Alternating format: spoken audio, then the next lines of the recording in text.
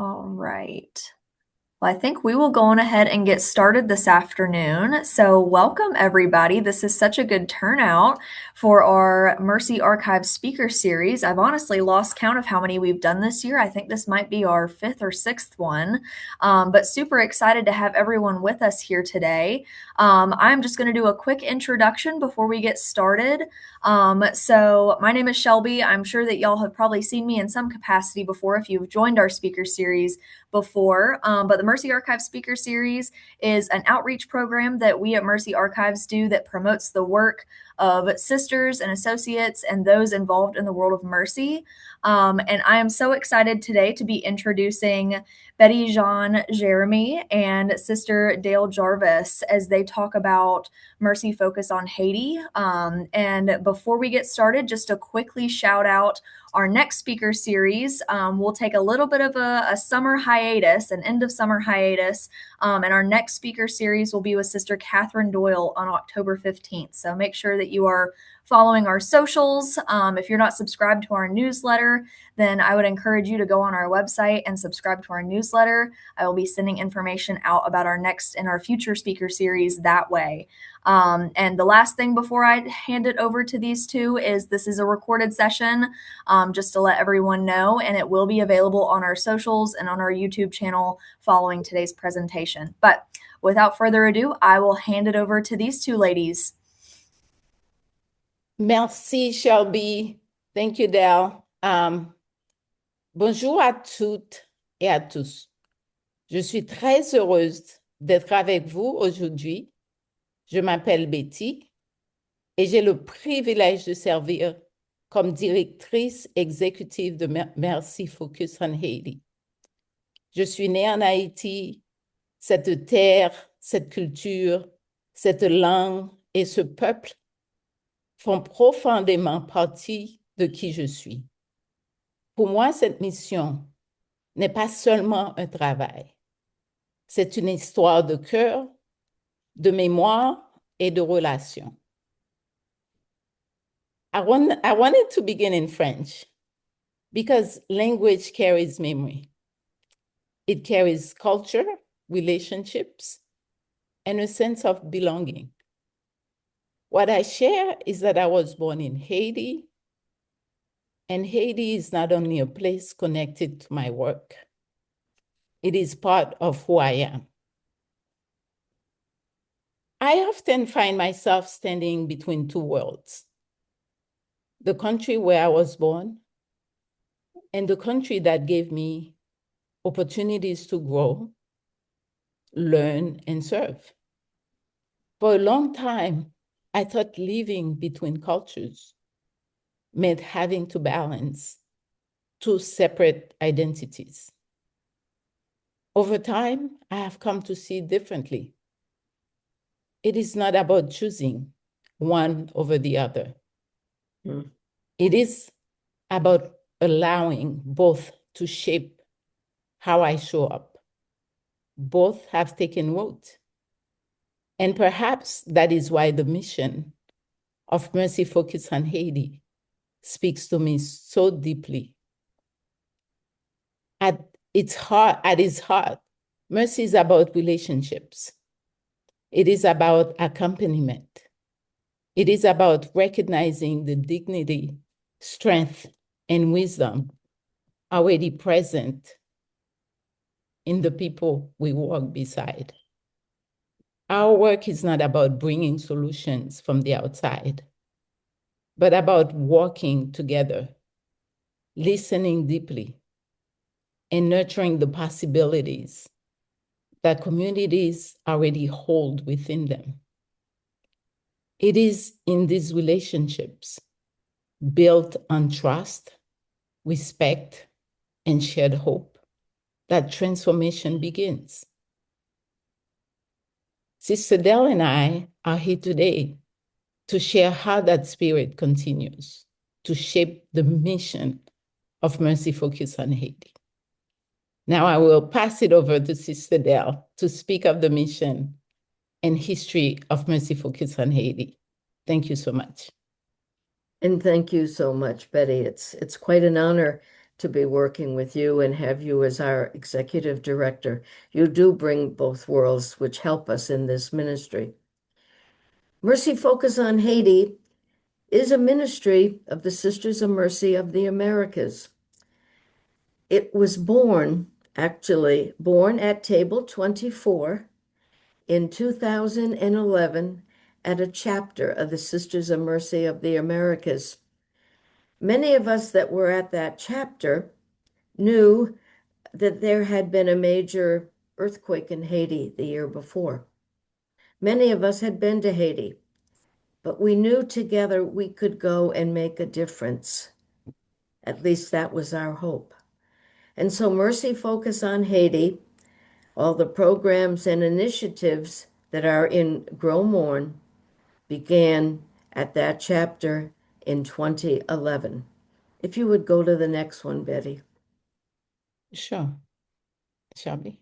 The mission that we had, and it was born at that chapter, we realized that together we had to make a difference in Haiti, but we didn't speak Creole.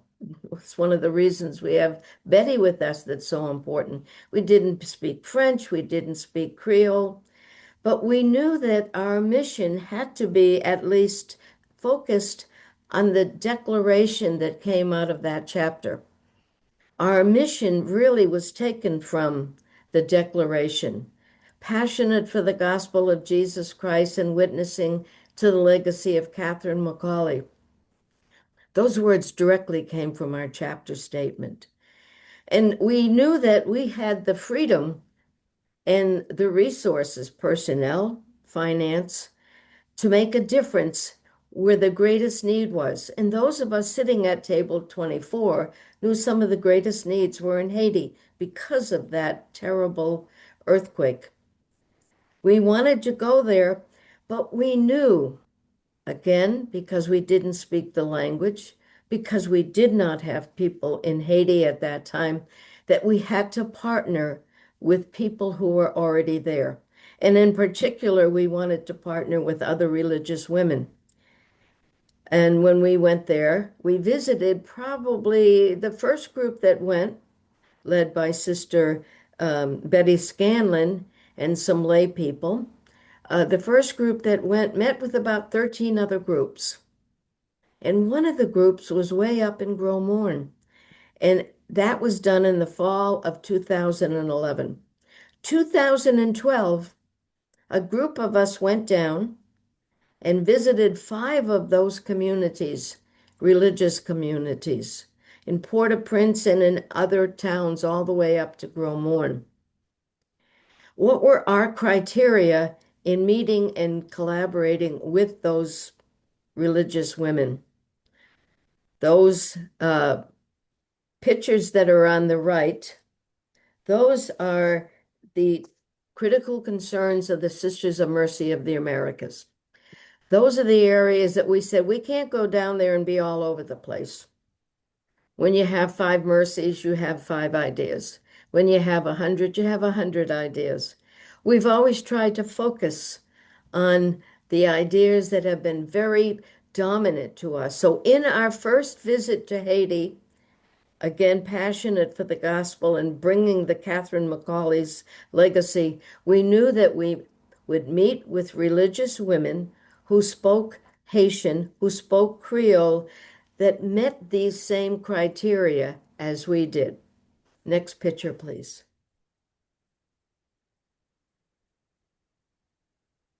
And so where did we go? You can see on the right that Haiti, we always say it kind of looks like a crocodile's mouth. At least that's where some of us are. You land in Port-au-Prince, so we landed in Port-au-Prince. About 15 of us took a bus up to the north. You can see where there's a circle. That's where Gros Morne is, meaning large mountain. I think that's correct, Betty. And Mhm. those of you who speak French. We stopped at multiple places on our way up to Gros Morne, thinking we need to really talk to all the communities on the way, and we did. Many, many religious communities are in Port-au-Prince. We weren't needed there. Other communities were along the way, and Port-au-Prince was in such horrible state at that point because of the earthquake. So we finally decided that when we landed in Gros Morne, we met with the religious of Jesus and Mary. They are a community that started in France, but also have quite a few, they have a province here in the United States. When we landed there, we met the sisters and decided, because of the particular areas of focus, the critical concerns, because of the fact that they had been there 25 years, and also because of the fact when some of us visited in the 90s, we visited with this very same sisters who were on their way to Gros Morne in their very first adventure. So we knew them from way back, not knowing that 15, 20 years later, we'd be collaborating with them in Gros Morne. The next picture, please. And so what did we collaborate them? What were the areas that we collaborated with? Well, many of us were teachers. So it seemed logical that one of the first things that we would do is collaborate with them because they have a school. They had a school of grade K through 6, L'École Jésus Marie, this Jesus and Mary School, their community, the religious of Jesus and Mary. We loved going over there because most of us had been teachers, but we found out there was so much lacking in the school. The things that were lacking most was food. So one of the first things we did in our collaboration with the religious of Jesus and Mary is say, let us be part of this. Let us help you. We knew we weren't just finance. That wasn't our sole reason for being there, but we knew education. And we knew that the very first thing that these children needed was to eat. And every day they did have lunch, but they came to school hungry. One of the things that the Sisters of Mercy did is say, these children need to start school in having an egg. So we started the Good Egg program. That was Marion Grimes, who's on this video with us here. Mhm. Marion is clever with development and with raising money. She said, let's start the Good Egg program. And that started around Easter. We thought that would be an appropriate time to start raising money. At one point, there were about 10 sisters and associates peeling eggs in the morning before the children came to school. Then we had the privilege of going to the classroom and giving the children the eggs.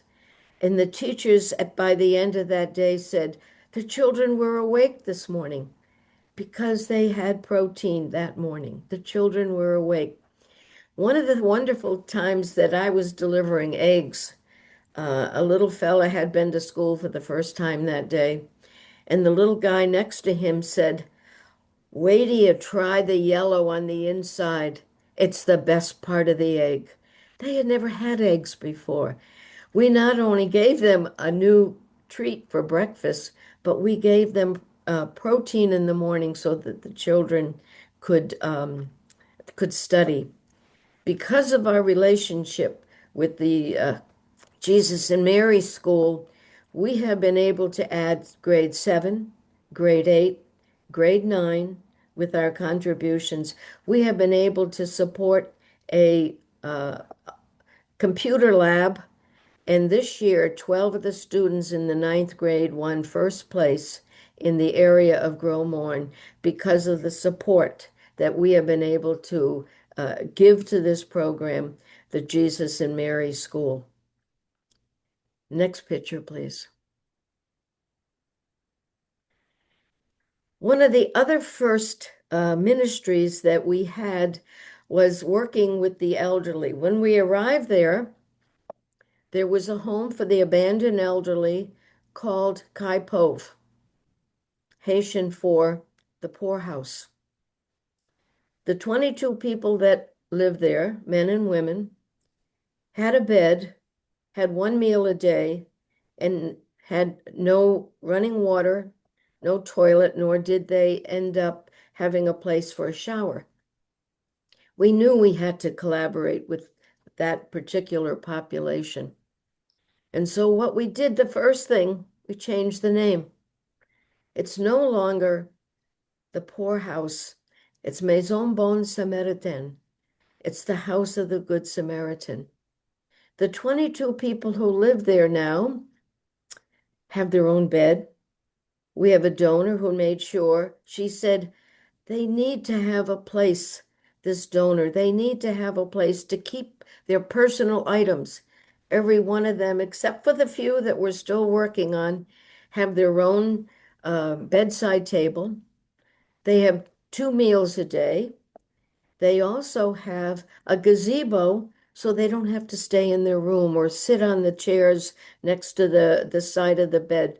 We were able to also go in and put in rebars and support at Maison Bonne Samaritain. About a week or maybe it was a month before another earthquake, in that neighborhood, many buildings fell. Maison Bonne Samaritain did not collapse because we had done rebars and rebuilding for the people who live there. The two sisters that we collaborated with, one of them is Sister Jackie Picard, who was a nurse and had oversight for this particular ministry. I was in conversation with her just last week down in Haiti.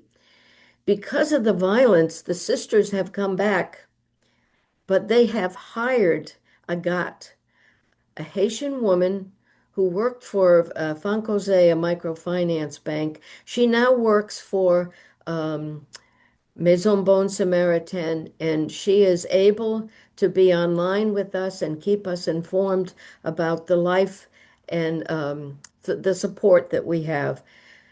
The people that live there also have fresh vegetables every day because we hire a woman to grow vegetables in the garden in the back.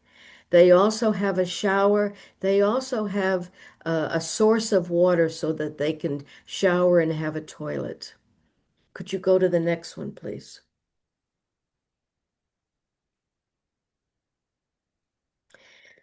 One of the programs, and Betty, I'm going to have you pick this up too, but one of the Okay. programs that we decided that was very important was to pay attention to the issue of women. For Catherine McCauley and for the sisters who went down there, the primary concern for sponsorship and support of women had always been a priority. We looked at the elderly, we looked at the children, but the religious of Jesus and Mary didn't have a primary focus for women. So we looked for another partner.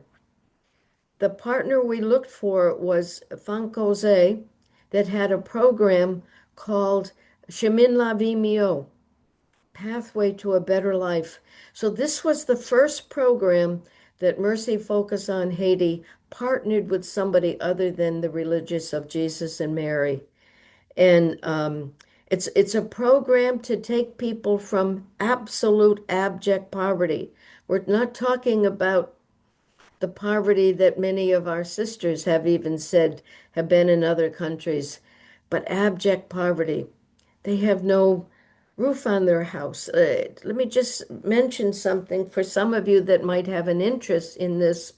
There's a wonderful book out called To Fool the Rain, and it was written by Steve Werlin, who's been a partner to Fool the Rain. You can get it on Amazon, and it's by Steve Werner. But that book uh, is written about this particular program, Pathway to a Better Life. We choose the people to be in this program because of what they don't have. It's not about what they have. They don't feed their children. They don't have a roof in their house. They do not have education. They cannot read and write. They have no source of income and no water, no latrine. There's about 7 or 8. The program Pathway to a Better Life is an 18-month program. And we sponsor now our sixth. Betty, I'm going to have Betty expand this, but Mhm. we're on our sixth program of 18 months of 200 women in each program. So up to 1,000 women have gone through it. Would you go to the next slide, please?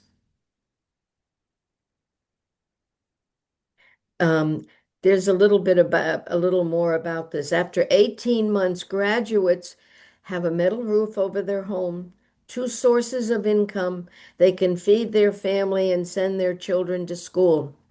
The point of having a metal roof on their home, that book, To Fool the Rain, the Haitians, many of them can't read and write, are illiterate, and so there's a lot of proverbs.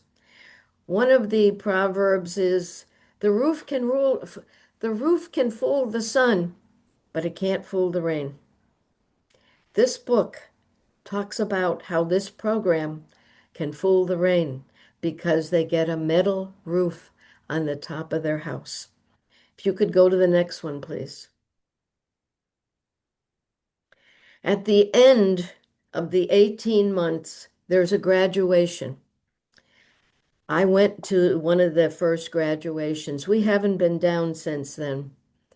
The graduation of the 200 people, the success rate is 96%. 96% of these women over an 18-month period graduate. They have a roof in their house. They feed their children. They end up sending their children to school. And with this average family size of five and 200 women, because we're on our sixth, because we are on our sixth group, over 4,000 women and family members now are brought out of abject poverty. It's a matter of not a handout. We empower the people to empower themselves because we give them the tools. We give them the tools. And right now, Betty, I'm going to pass this over to you because I think that you have um, More information. always more information. Thank you, Dale. But I believe, Shelby, if you go to the next slide, that Dale will be more than happy to share some information about it. How about that? And then I'll take it over. This is kind of the review of there is something special about this program. When we first wanted to start the program, and I think it's $1,000 a person for 200 women for 18 months, that's a lot of money. That's 20,000. How much is that? I think we are at 2,800 and somewhat dollars now, 200, per yes, women. for This the is how program. much, yes, between inflation and program costs and all that it takes to support the women. Yes. And two of the things had to happen. Every woman had to go through a health process because some of them were not well enough to even enter this program. That was a time when we first began. Many of our sisters and the people that work with us have medical backgrounds. We know Sister Karen Shear and Sister Karen Schneider and some of the other people who are nurses. They all went down. They've all been part of this program. We've had large medical groups that go down and to evaluate the women and the children because this program, we have a nurse that stays with it during the full program. At the end of the 18 months, every woman that had been tested, most of them, I would say over 90% of them started off with an STD or was anemic. And so they had to be tested for these things. At the Right. end of the program, the women not only were able to graduate, but with dignity. When I was at the graduation program, the many of the women would stand up and give testimony. Mm-hmm. And I remember one woman standing up and said, "Today I can buy a cow. Today I sent my children to school." The one that touched me most was the one that said, Today, I said goodbye to misery. Mm-hmm. Today, I said goodbye to misery. We gave them the tools to not just feed their children, but to have dignity and to have hope. If we give them anything, it's dignity and hope. They can stand tall. They are no longer the ones nobody sees in the mountain. They are the ones that empower themselves with our help to take a step forward. And many of them now are part of other programs. As you can see, one of the women there has a tablet because Mm-hmm. we've been able, with other donors, we've got a lot of support from different donors for the empowerment program. These women have tablets. They don't read, but they're tablets that have programs that I don't want to use the word cartoon, but characters that teach them not only how to do what they need to do, but dignity for themselves. How they can stand up in a situation maybe where there's been abuse and say, no, I'm worth something and I'm somebody. I Yeah. said goodbye to misery. I'm somebody. Betty?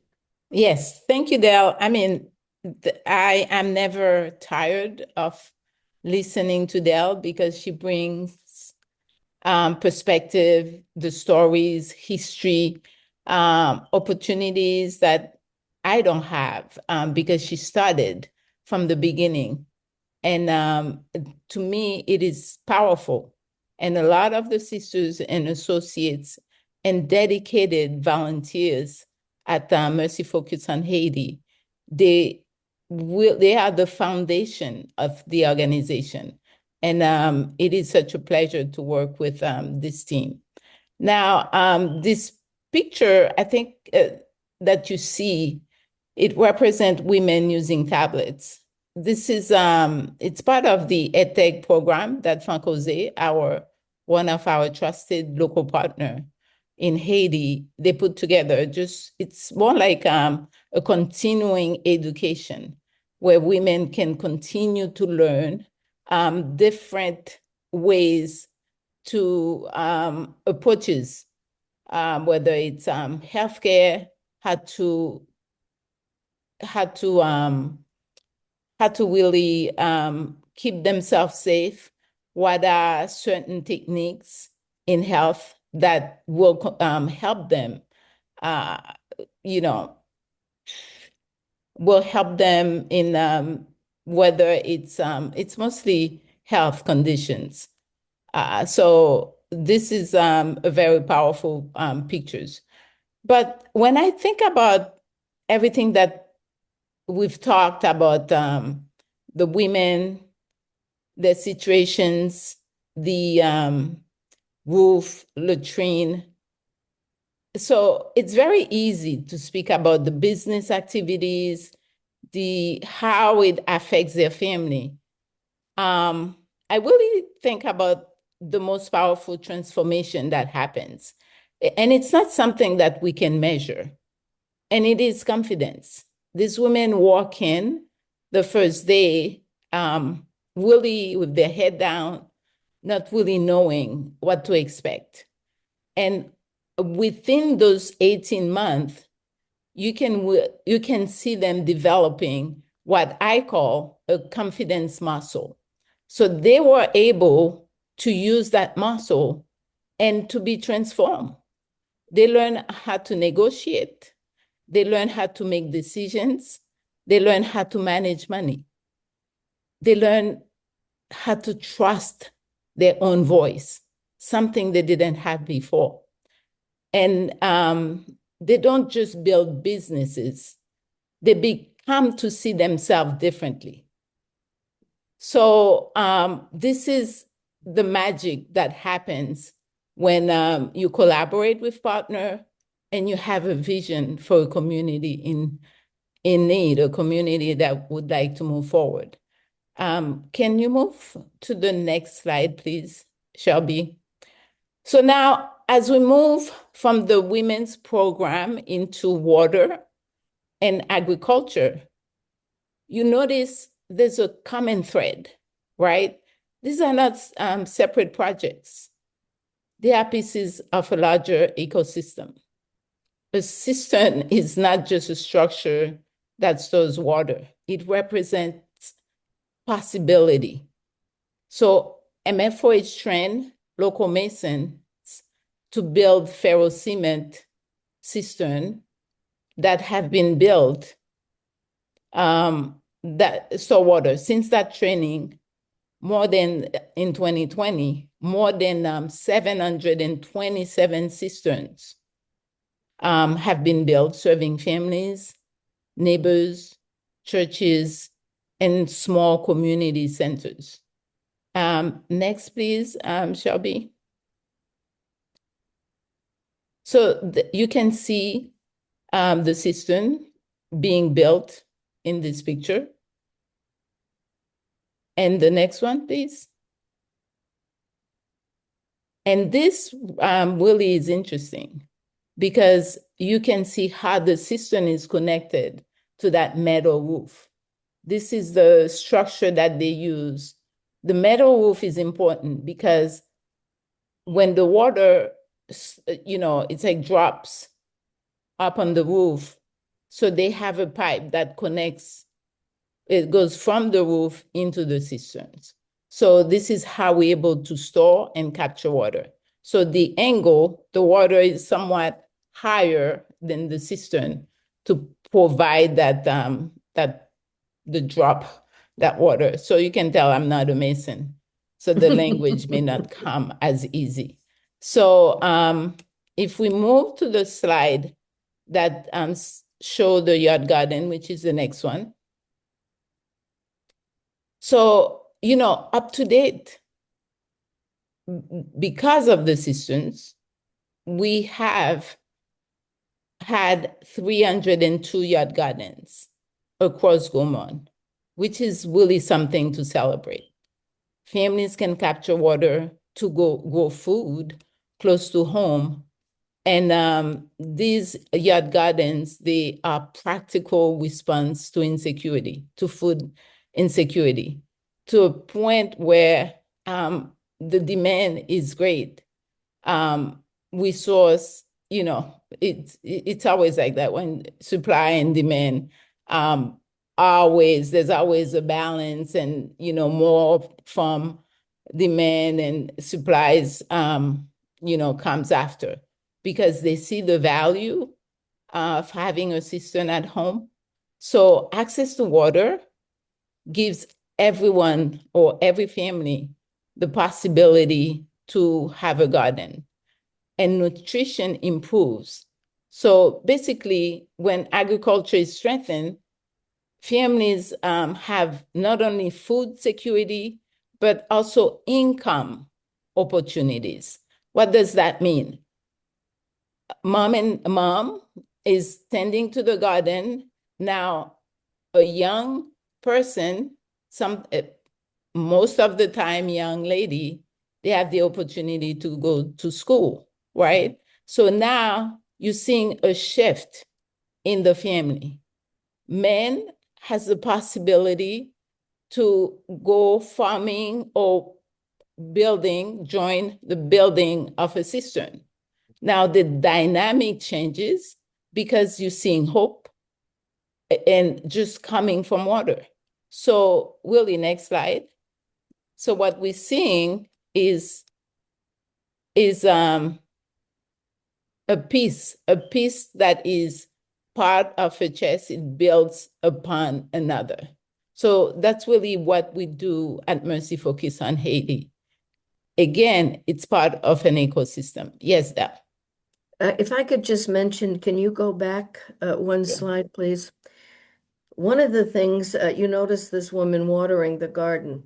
At one time, the children were the ones that had to go to the river and get the water for the house. It was the children.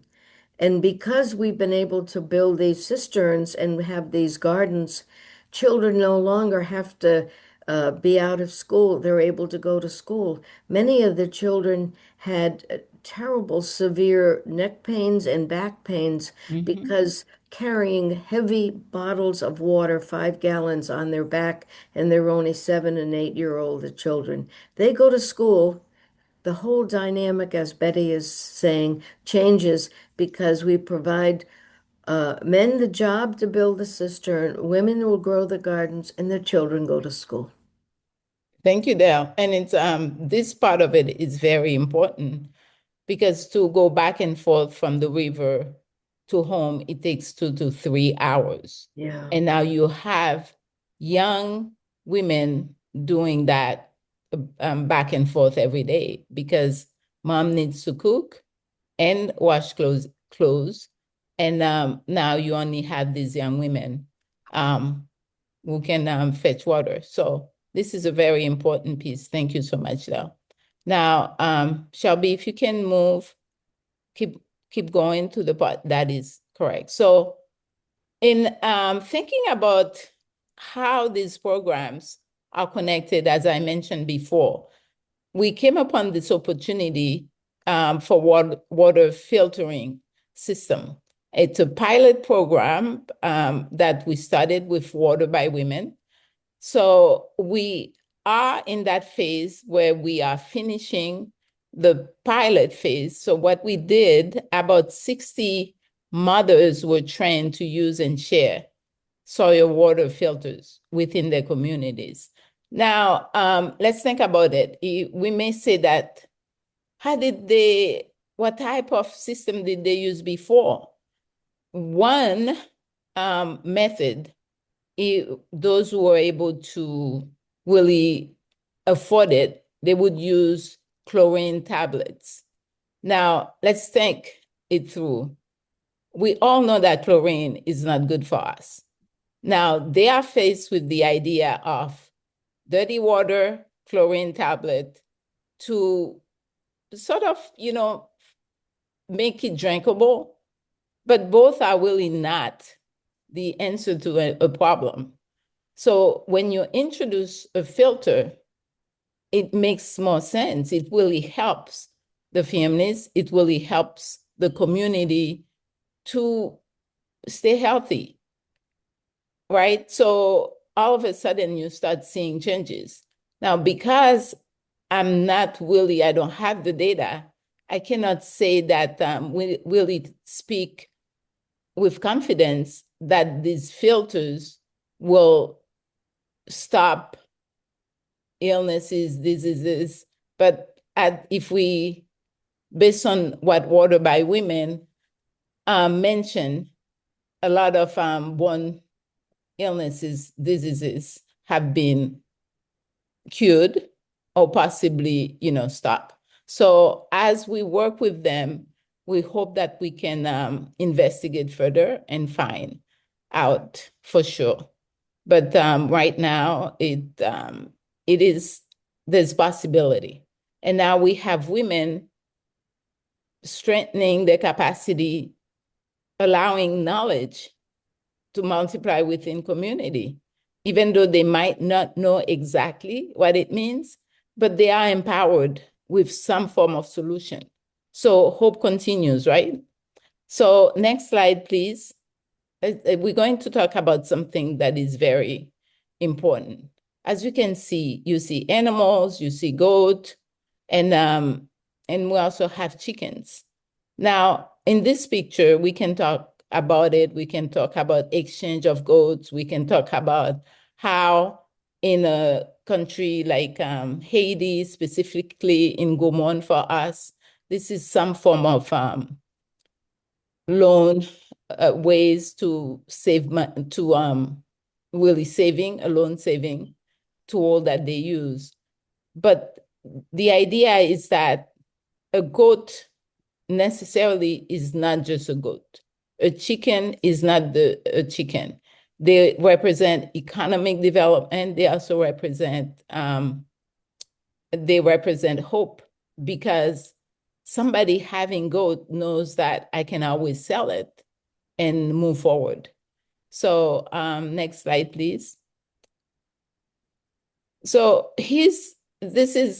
I love this slide. Not that I don't like the other one, but this slide, if you look at different layers of this particular slide, agriculture has always been deeply connected to the identity and resilience of Haiti. As a matter of fact, one of the activities that marks the planting season, it's called Burad. I have to be very honest here. I had to really research about Burad. I thought it was just one activity where people get together, drink and talk. And I found out that it means a push forward, encouragement, support, momentum.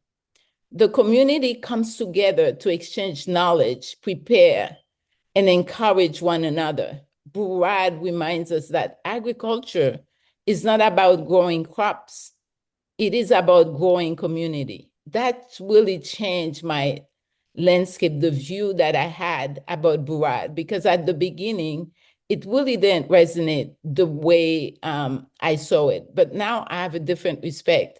As we support that activity, I understand how important it is to start the mindset, uh, have people ready for the season. So we all know that when you are excited and you help each other, that the planting season is now becomes something that you value. So in Gomon, the land is very important, right? Is a resource. So it's part of the community story. So through our agronomy and veterinary team, we support farmers and families with training, soil conservation, animal breeding, like you've just seen, community gardens, and opportunity to strengthen local food system. So agriculture in Gomon is really important, which is why we see values as we support all these activities. So now a story that Sister Pat reminded me, and it was one of these stories that really that I really enjoy, and um, and I think sharing it with you is really I mean, I hope you see value in it, and it adds a little um, sort of like it enhances this presentation. Before the presence of the RJM sisters in Gumon, one of our local partners, many families depended on cutting trees to produce charcoal. Yeah.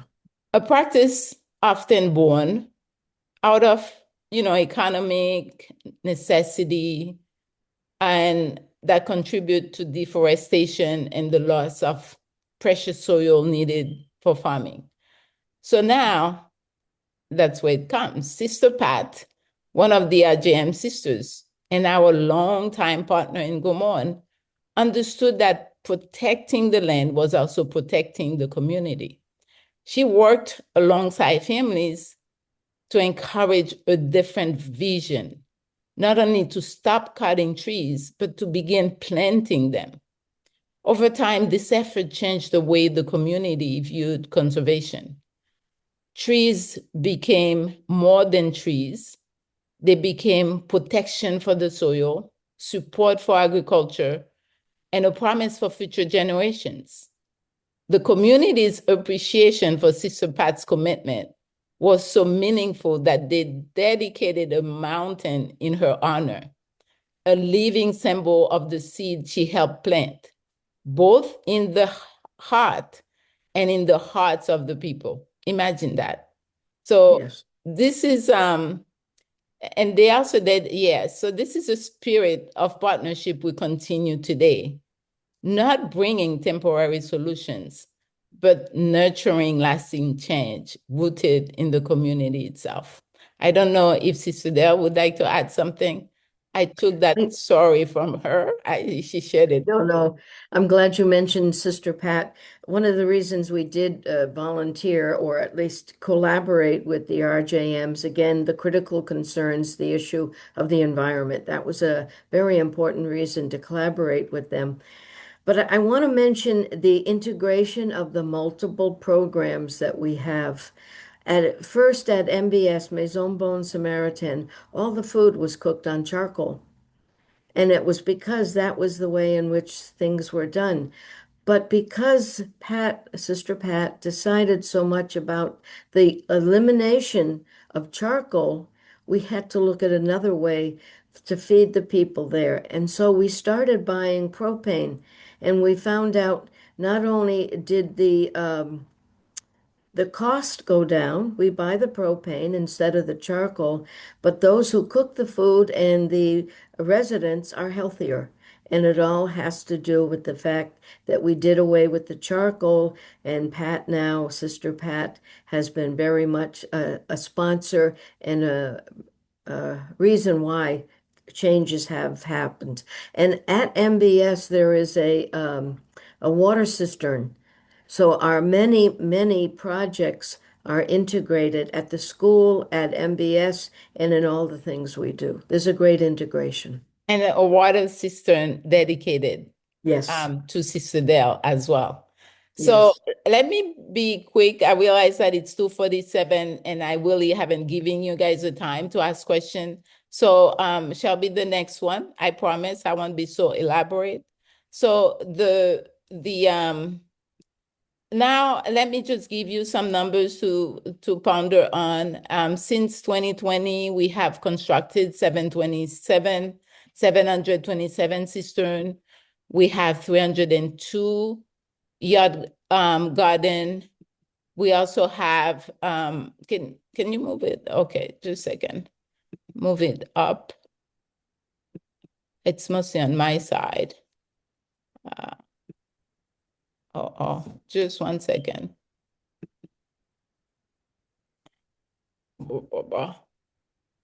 Okay.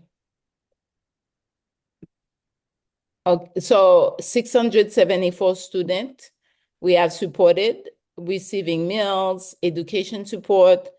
60 women are currently participating in a community water cistern programs, 20 residents at Maison Bon Samaritain.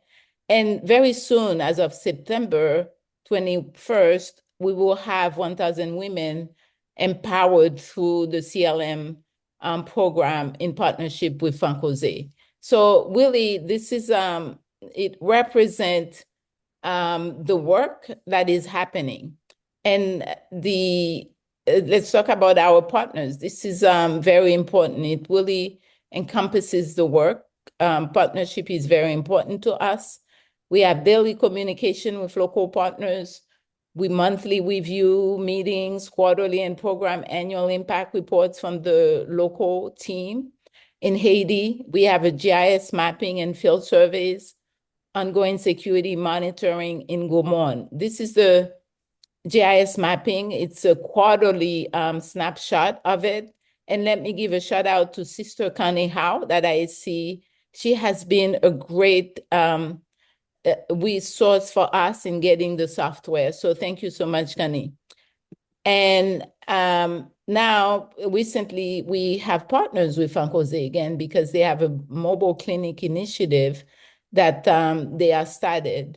And since we see value in the work, we will be starting the pilot with them. Now, so in my closing, what I'd like to say is, when I think about Gaumont, right, I think about accompaniment. We are not simply funding project, we are working with people over time. In Gaumont, hope often looks very practical. A meal at school, a safe place for an elderly person, a woman graduating with confidence, a cistern full of rainwater, a garden, a goat or chickens, water filter, a mobile clinic. When I also think about Gaumont, I think about roots, just like I mentioned, roots for myself. The roots that Mercy planted years ago, the roots of relationships that continue to grow, the roots of a community that remains strong despite tremendous challenges. So our role is to continue nurturing those roots. with humility, partnership, and hope. And I want to thank you for being part of that hope. Thank you so much. And now I will open it up for questions. Thank you for taking so much time. But now you have the floor. Thanks.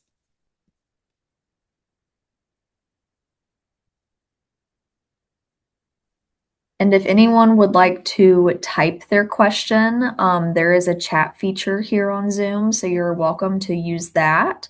Or unmute yourself.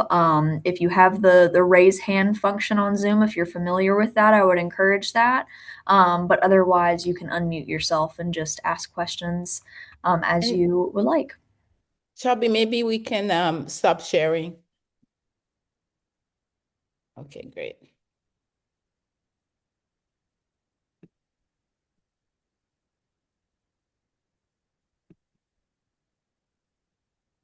Betty, do you want to start with this?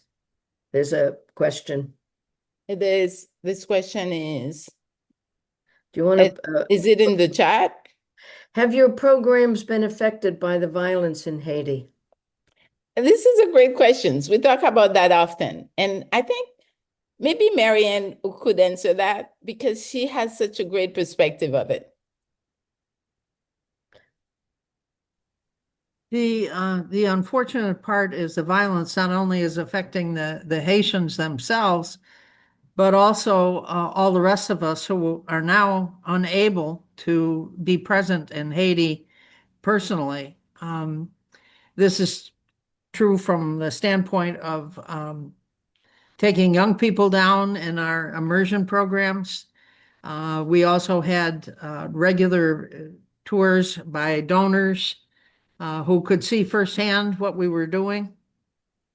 And the violence was so great that it was not safe for Haitians to be associated with us there, visiting and so forth, because if they accompanied us, they kind of had a target on their back, or at least that's the way we understood they felt. So we got very creative about how we can be present without being there. And thank God for Zoom and WhatsApp and for translation services. Uh, you can imagine how difficult it is to carry on business in a constant translation mode. But actually, it's been extremely valuable. And so they send us all kinds of videos of their work. They're part of regular committee meetings, and they're only a phone call away. So So, this is good. As we say at MFOH, it's like you see when a plane is going through the cloud, it's very cloudy and you really don't see ahead of you. But MFOH is just like the plane. We go through it. They said that it's really dangerous, but we go through it, and at the end of it, you realize the beauty and the progress that we've made. So despite the challenges, the work continues. We have a fantastic team on the ground. We keep an eye out. We talk to them every day. And if there's any, and we stop if we have to stop, but thank goodness we haven't had to because we have our ways of monitoring that. Thank you We so have much. another question, Julie Upton. I think Julia. Yes, thanks. I've got about a dozen questions, but I'll limit myself to one. Are the Sisters of Jesus and Mary still involved? Those that are Haitian are there. Those who are Americans went back for about 6 weeks because they left a year ago because of the violence. Their community did let them go back for about 6 weeks. They probably came home the 1st of July, but they went back to bring some things to closure. Yes, there are some still there up in Jean Rebel. There are no longer any in Gros Morne nor in Port-au-Prince, but those up in Jean Rebel are either Haitian. I think there's one from some other country, but not U.S. citizens. But if I may add, I'm sorry, Dale, is it okay if I add? Yes. Okay, good. I think the Pat Dillon and Sister Pat and Sister Jackie, their hearts are in Gaumont. They are very much ingrained and they participate in every activity, even from the US, just like us, and they share their information, wisdom, resources along with us. So it's really a partnership that we have for life. We're very grateful for it. Yes, thank you, Betty. Mm-hmm. Annette, how are the programs funded? Marion maybe can pick up on this one. Annette Burns, you're on. Do we have your picture? All of the programs are funded through, Thank you. we have no other source of income except people's donations, including the Sisters of Mercy, and it's a patchwork quilt of from individuals and from grant resources. We have some large grants and we have a lot of small things. We have a lot of sisters and associates who give on a monthly basis as part of our happy helpers. Hey, let's try that over again. Haiti helpers. Yeah. I hope they're happy as well. But anyway, it's sort of like Betty was describing of the COVID, a little bit of help from everyone, and yeah, it's Bourad, it's a Combit. Yes. Yeah, and we have to give thanks to a few folks who have really reached out and help. It's like, for example, the Hilton Foundation, and we have had other donors come through. And Haiti Helpers really very consistent. It's a program where we have a lot of friends from Haiti giving every month from $20 to $500 every month. And believe it or not, this type of support really carry through. So yeah, thank you. I think Jane has an important, Jane, do you want to speak to this? Take yourself off of mute and because it is an important issue today. You're on mute. Sorry about that. Thank you so much for today. The presentation's been fabulous. And I thank you for all that you do for Haiti. I wanted to ask what you might be up against with the protected services being lifted. And if you have any specific ways that we can all help in your efforts to ease that for Haitian people here and everywhere. I think both Betty and I have something to say. You go first, Betty. So with we're talking about TPS, correct? The temporary protected status. It's not at the center of our program, MFOH program work, but it does affect many Haitian families and many members of the Haitian diaspora, including me. So we are worried, prayerful, and active. Some people are seeking legal advice, supporting one another, advocating where they can, and continue to send support back to Haiti. So it is very heavy, especially because the conditions in Haiti remain extremely difficult. Right. We're talking about the security in Haiti.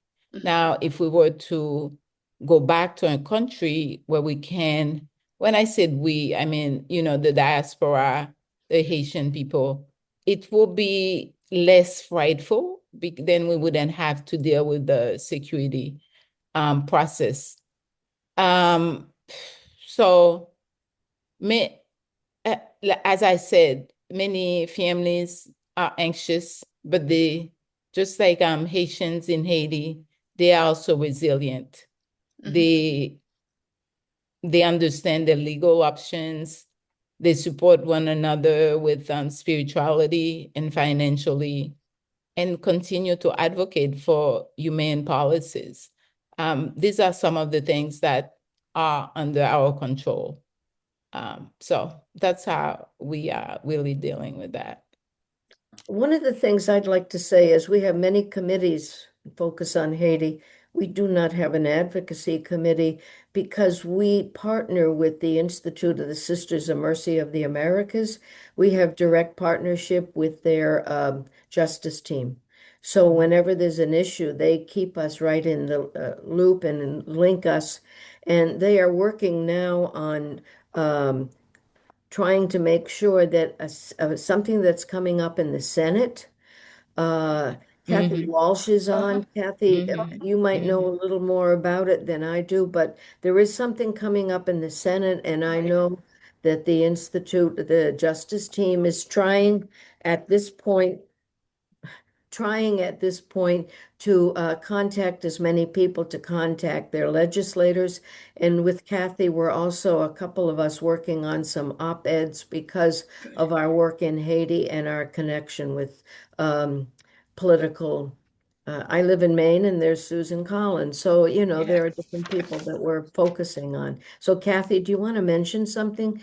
Sure, just in very brief. There was a bill before the Senate that would extend TPS until 2029. We need a lot of senators to get on board, about 14 Republican senators, and that's in this climate right now might be, it's tough, but we're hoping to Jane Stoken on the Justice team has made a list of these senators, and they're in places like Florida and Ohio and North Carolina and South Carolina, and I can certainly share that. But we're trying to reach those senators and to convince them just have moral persuasion to do the right thing. And we can get that information to you. Great. If I could just add a note about the effect of this TPS, one of the things that we don't recognize because it just happens, is the people in the United States who have gotten a foothold and done well here send remittances back to grandma and their aunties, Right. and they're the ones that are really economically supporting the people. And those remittances, if they're those are threatened now with this. So there's all this multiplying effect Right. that you just don't know where you're going to end up with that, but it isn't good. And just remember, every time we pay a man to build a cistern or empower a woman and they're able to stay home, that's part of what we do to make sure that they don't have to leave their own country because they have what they need in their own country. We have to remember that. So, Thank you. Well, I think for the sake of time and respecting that we had allotted an hour, I think we can wrap it up here. I so appreciate Betty and Sister Dale's time today. This has been a wonderful presentation, and I'm so grateful for their willingness to present today. This will be available, like I said, on our YouTube channels. So if this is something that you really want to share with someone that maybe wasn't able to attend today, it will be available on our socials. So make sure that you're following us there if you already are not. But I just want to say thank you again to everybody, and I hope everyone is staying cool or warm wherever you may be in the world today. And we will hopefully see you on the next one. Just 1 second, Shelby. Let me just I'm putting my email address on in that chat here, only because if you have any other questions, we know that we couldn't really address all the questions, so I'm more than happy to answer them. And I'm sure Sister Dale will do the same. Thank you so much. thank you, Thank you, everybody. Betty. Thank you all. Okay. Thank you very Bye-bye. much. Thank you, Shelby. Bye-bye. Thanks, Shelby.